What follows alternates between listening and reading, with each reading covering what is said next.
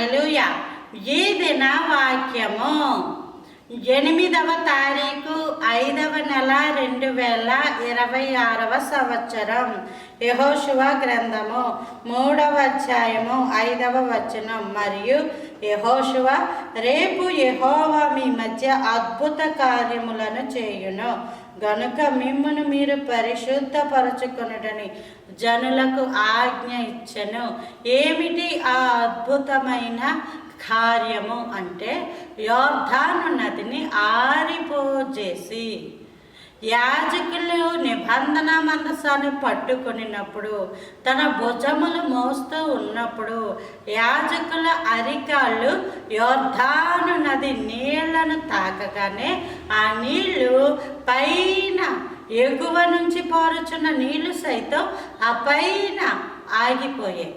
యోర్దాను అంటే అనేక మంది క్రైస్తవ చరిత్రకారుల విశ్లేషణ ప్రకారము ఇది పితరుల వెంబడి వచ్చే శాపాలు. ఆ శాపాలను ఆరిపోయేలాగా చేసింది దేవుడు.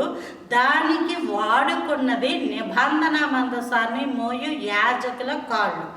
యాజకుల యొక్క పాదములు నిబంధన మందసాన్ని మోస్తూ నిలువబడితే గనక నీవు పితరుల యొక్క శాపాల వెంబడి కొట్టుకొని వెళ్ళిపోవు. అవి ఆపివేయబడతాయి, ఆరిన నేలను వెళ్ళిపోతావు. ఇదే అద్భుత కార్యం. ఈ అద్భుత కార్యం దేవుడు మీ జీవితాలలో జరిగించును కాక. పితరుల శాపాలు, పాపాలు అవేవి కూడా ఎవరి మీద ఏలుబడి చేయకూడదు. దానికి దేవుడిచ్చే యేసయ్య రక్తాన్ని మనము ధరించుకున్నప్పుడు యేసయ్య రక్తము కింద ఉన్నాం కాబట్టి, ఆయన మన పాపాల నిమిత్తం, శాపాల నిమిత్తం ఆయన సిలువ మ్రాణు మీద వ్రేలాడి ఆయన మన అందరి కోసం ప్రాణాలను అర్పించాడు. కాబట్టి మనము మన జీవితాల్లో అద్భుత కార్యాలను చూస్తూ ఉన్నాం. Praise the lord.